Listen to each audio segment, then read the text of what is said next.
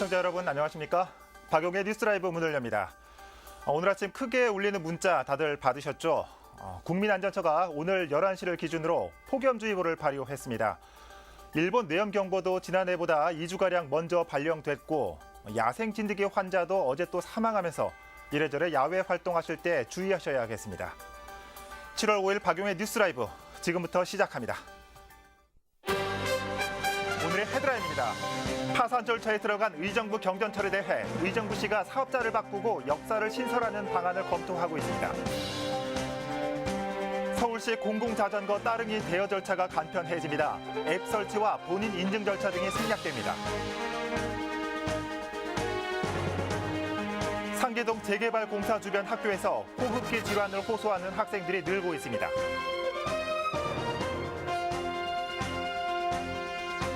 신축 빌라 난립으로 몸살을 앓고 있는 경기도 광주시가 조례 제정을 통해 신축 건물 진입 장벽을 높였습니다.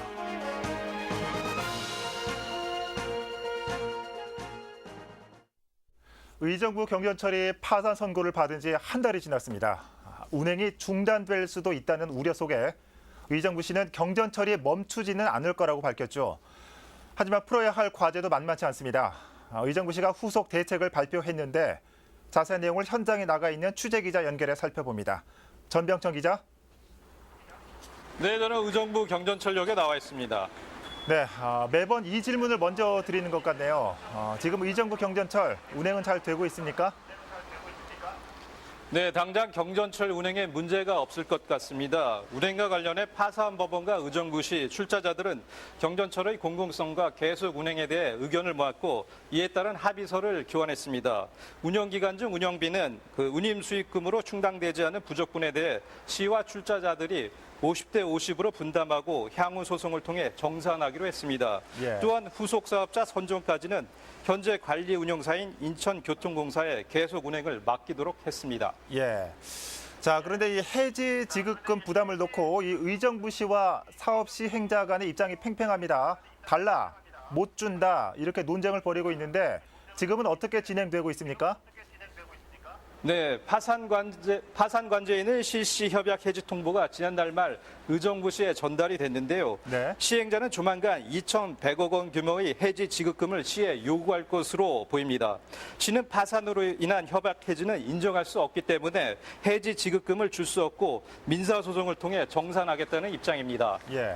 이에 대해 시행자는 경전철을 30년 동안 운영하기로 했으나 적자 누적 등 경영이 어려워 파산할 수밖에 없었다며 협약에 따라 시가 투자금을 돌려줘야 한다고 맞서고 있습니다. 예. 만약 시가 지급을 거부하면 소송을 통해 반드시 받아내겠다며 치열한 법정 다툼을 예고하고 있습니다. 예. 자, 이 경전철이 멈추는 일은 없을 것이다 라고 말을 했던 의정부시가 최근 경전철 후속 운영 방안을 내놓았다면서요. 네, 후속 조치로 직영 또는 대체 사업자 방안이 고려되고 있는데요.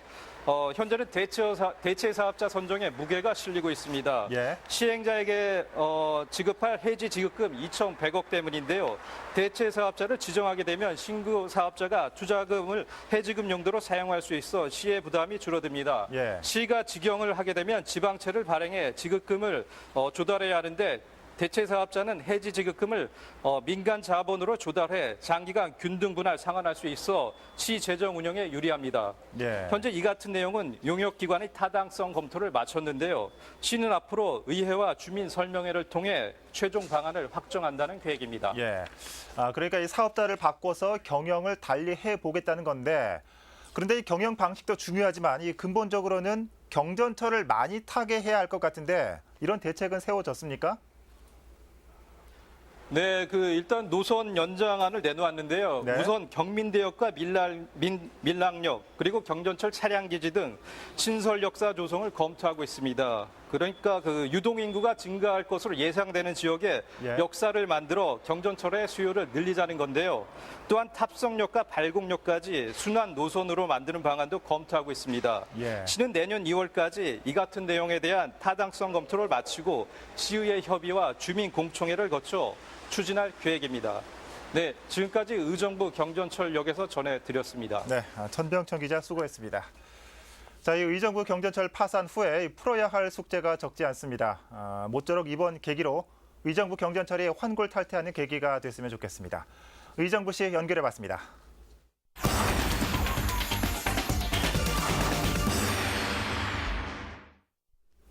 자전거 이용 활성화를 위해 서울시가 운영 중인 공공자전거 따릉이 그동안 빌리는 절차가 까다롭다는 지적이 많았습니다. 오늘 7일, 그러니까 이번 주 금요일부터 이용 절차가 간편해진다고 합니다. 현장에 나가 있는 취재기자 연결해 어떻게 달라지는지 살펴보도록 하겠습니다. 송지현 기자. 네, 저는 지금 여의도 고등학교 앞 따릉이 거치소 앞에 나와 있습니다. 네. 송 기자 예전에 이 서울시 따릉이하고 고양시 피프틴하고 비교하는 취재했었죠. 그때도 이 따릉이 빌리기가 불편하다고 지적을 했었는데 어떻게 간편해진다는 겁니까?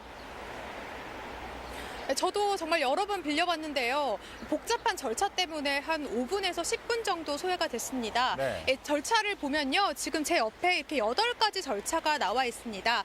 앱 실행 및 로그인을 하고 앱에서 대여 선택, 그리고 거치대 선택, 대여하기 선택, 자전거 단말기에서 다시 홈 버튼을 눌러서 비밀번호를 입력하고 또 잠금 장치를 분리하고 그제서야 자전거를 빌릴 수가 있게 됐습니다. 복잡하네요. 그런데 이 중에서 8개 절차에서 세 가지 절차로 아주 간소하게 이제 간편화가 됐는데요. 예. 지금 따릉이 홈페이지에 접속한 후에 이용권을 구매하고 바로 자전거에 이렇게 입력을 하면은 네. 불릴 수가 있게 되는 겁니다. 그렇군요. 그러니까 모바일이나 PC상으로 이용권을 구매하고 부여받은 번호를 입력하면 바로 빌릴 수 있는 거군요. 자, 그런데 오늘부터 네, 그렇습니다. 7일 오전까지, 그러니까 금요일 오전까지 따릉이 이용이 중단된다면서요. 네, 지금 제 옆에 이 안내판이 붙어 있는데요. 네. 이용 절차 간소화를 위해 대여 시스템이 변경돼서 전면 중단, 그러니까 대여 반납, 이용권 구매가 모두 중단된다는 안내판입니다. 그러니까 오늘 낮 12시부터 7월 예. 7일 12시까지 이용이 중단되니까요. 혹시 아직까지 이 자전거 빌려가지고 반납하지 않으신 분들 계시면 이 화면 예. 보고 계신 분들 빨리 반납하길 바랍니다. 아직도 한 2대 정도가 지금 여기도 반납이 되지 않고 있는 상태입니다. 예, 그러니까 오늘부터 이틀 동안 업데이트를 하느라 못 빌린다는 건데, 자, 그럼 정기권 이용자도 금요일까지 이 따릉이를 탈 수 없는 겁니까? 네, 그렇습니다. 아쉽게도 이 정기권 이용자도 역시 따릉이를 이용할 수 없게 됩니다. 예. 앱 로그인이나 홈페이지 이용이 모두 할 수 없기 때문인데요. 따라서 약간의 불편이 예상됩니다. 하지만 이틀 동안 타지 못하는 기간은 자동으로 연장이 된다고 하니까요. 따로 어떤 신청을 하지 않아도 될 것으로 보입니다. 지금까지 여의도 고등학교 앞 자전거 거치소 앞에서 전해드렸습니다. 네, 송지현 기자였습니다. 자, 요즘 따릉이를 비롯해서 이 공공 자전거가 늘면서 이 사설 자전거 대여소들은 많이 줄었다고 하네요. 더욱더 편리하게 달라질 따릉이의 모습 기대합니다. 여의도 연결해봤습니다.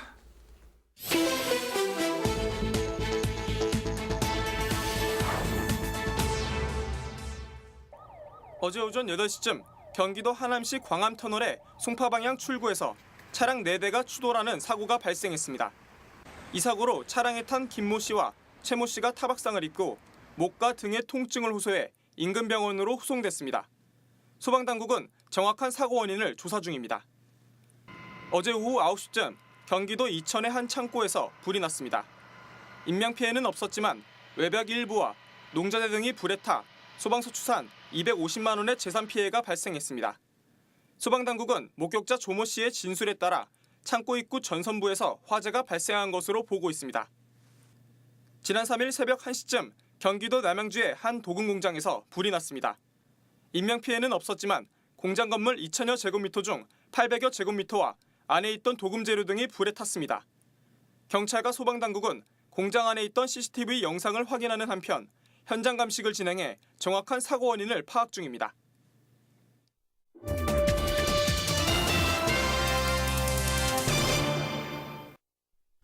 노원구 상계동은 지금 재개발 공사가 한창입니다. 그런데 건물 철거가 시작된 뒤 인근 초등학교에서는 호흡기 질환을 호소하는 학생들이 늘고 있다고 합니다.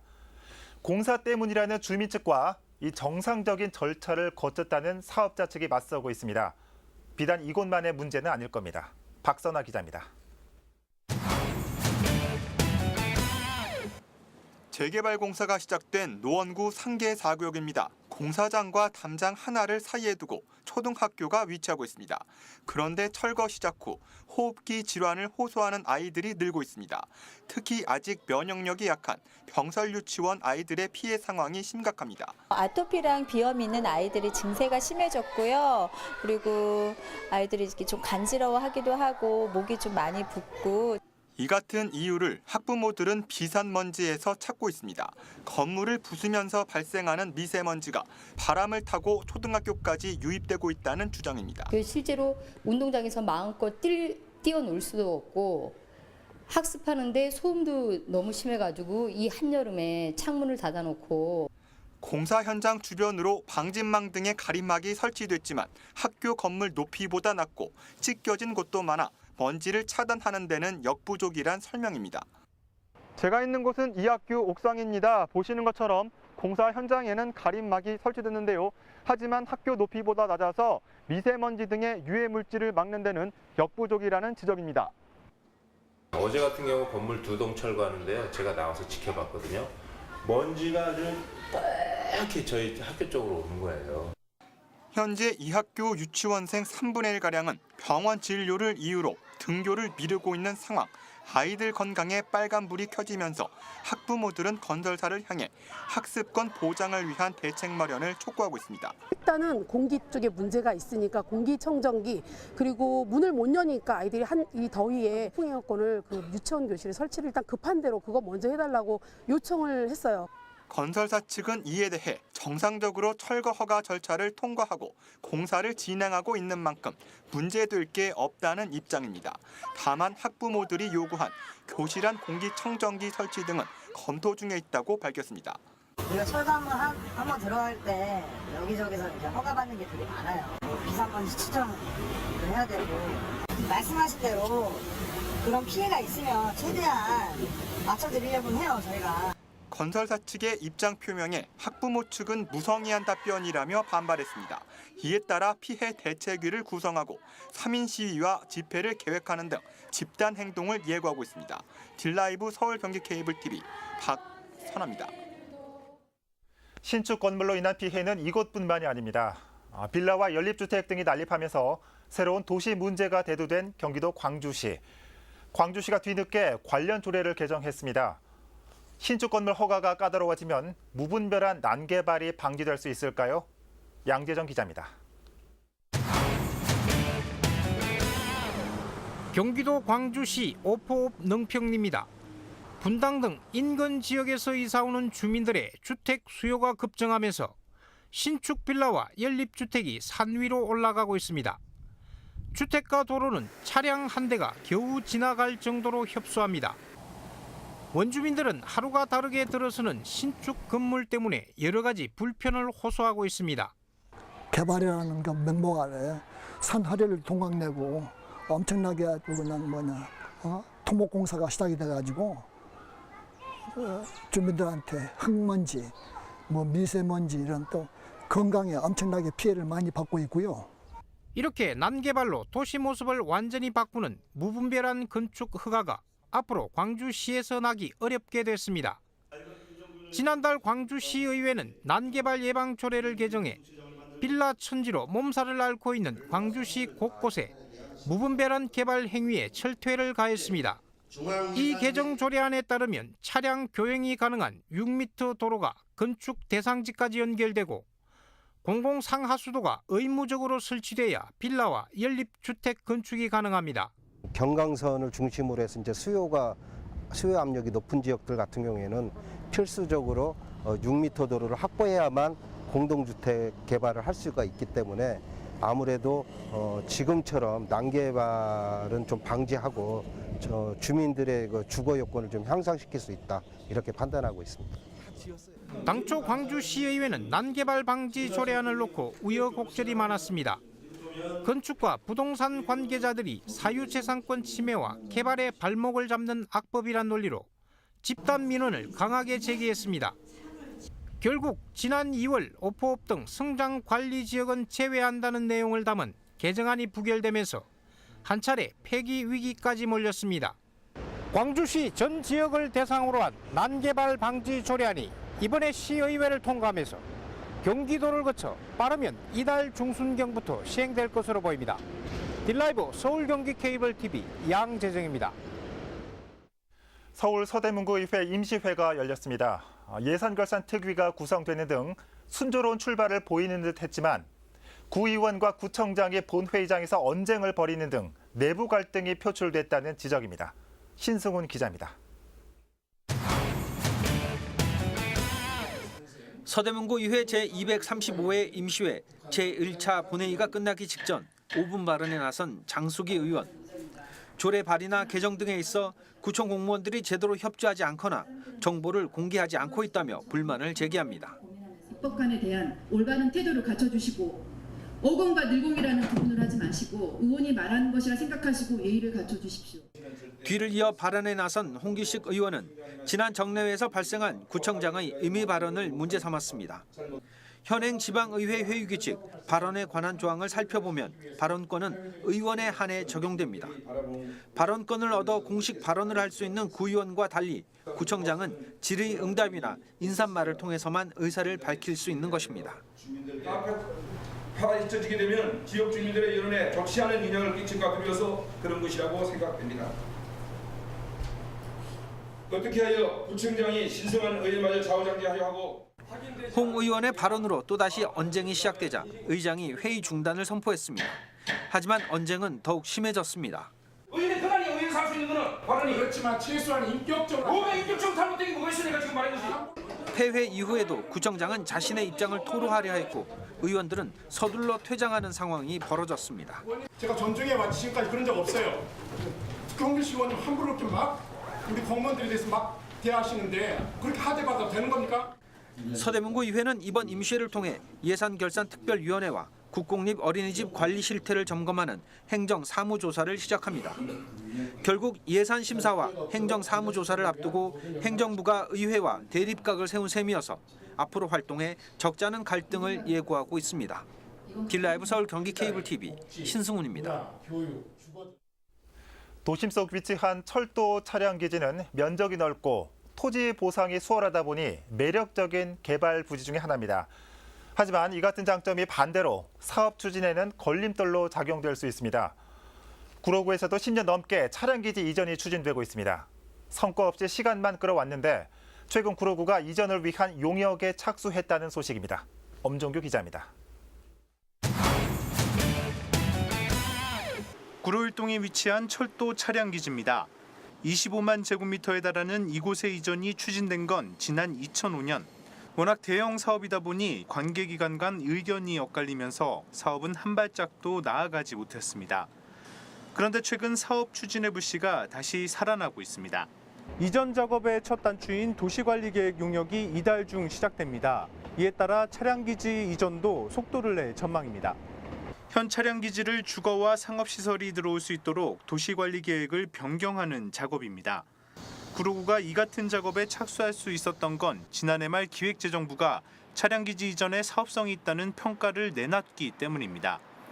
여기에 서울 2030 도시기본계획에도 구로 차량기지를 광역 중심지로 육성하겠다는 내용이 포함돼 기대감은 더욱 높아지고 있습니다. 타당성 심의가 통과됐기 때문에 국가 사업으로 이제 할 수 있는 법적인 요건은 다 됐습니다. 네. 도시계획을 바꾸기 위한 설계를 우리가 용역을 발주하면은 그 뒤에 한 6개월 뒤에 정부에서는 차량기지를 이전하기 위한 설계를 발주하겠다. 이렇게 서로 합의가 됐습니다. 이제 남은 문제는 차량기지 이전이 예정된 광명시와의 원만한 협상. 관계기관이 이전과 함께 광명시 내 3개 역사 신설 계획을 내놓은 반면 광명시는 5개 역을 신설해야 사업 추진이 가능하다는 입장이기 때문입니다. 딜라이브 서울 경기 케이블 TV 엄종규입니다. 지난해 5월 광화문역과 종강역 사이에 청진구역 지하보도가 조성됐습니다. 이곳에 책 특화 거리가 만들어질 예정입니다. 송지현 기자입니다. 조선시대 서민들이 양반들의 말을 피해 지나다녔다는 데서 유래한 피막골. 이곳에 대형 빌딩이 들어서며 역과 빌딩, 구청을 잇는 지하보도가 만들어졌습니다. 작년 5월 민간 투자 방식으로 586억 원을 들여 사람들이 걸어 다닐 수 있는 지하 공간을 만든 것. 이 중 광화문역에서 청진공원, 종로구청으로 이어지는 240m 구간에 책 특화 거리가 조성됩니다. 이곳은 청진동 지하 보행로인데요. 지금 사람들이 다니는 통로 역할만 하고 있습니다. 종로구는 이곳에 책의 역사 전시회와 북카페 등을 마련할 예정입니다. 종로구는 교보문고, 영풍문고 등 대형 서점이 많은 종로구의 특성을 살려 비어있는 지하 공간에 책 특화 거리를 만들겠다는 계획입니다. 광화문에서 청진공원까지 통하는 양쪽 벽에는 책의 역사를 테마로 한 전시회를 조성하고 청진공원에서 종로구청으로 통하는 구간에는 책 공방과 북카페, 휴게 공간 등 편의시설이 들어설 예정입니다.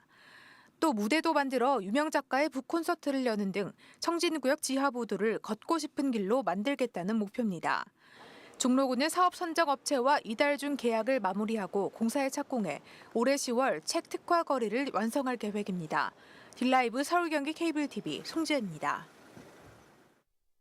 연천구는 오늘 2022년까지 통일 평생교육특구를 조성할 계획입니다. 특구 지정 절차에 따라 이번 달 20일에는 지역 주민을 대상으로 공청회가 열릴 예정이며 올해 안으로 중소기업청에 특구 지정을 신청할 계획입니다. 특구 계획안에는 최허명 통일교육을 비롯해 4개의 특화 사업과 19개의 세부 사업 시행안이 담겨 있습니다. 연천군 관계자는 특구 지정을 통해 통일교육의 메카로 자리 잡게 되면 지역 경제에도 도움이 될 것이라며 사업 추진 의지를 강조했습니다.